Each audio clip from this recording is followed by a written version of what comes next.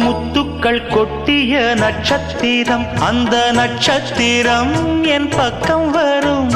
வித்துக்கள் கட்டிய முத்துச்சரம் என் பக்கம் வந்து பொன்முத்தம் தரும்.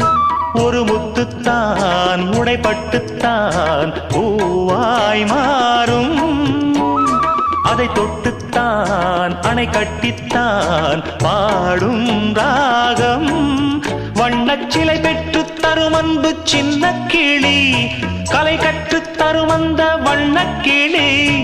சிந்திடாமல் வந்த தேனே சொந்தமானேன் நான்.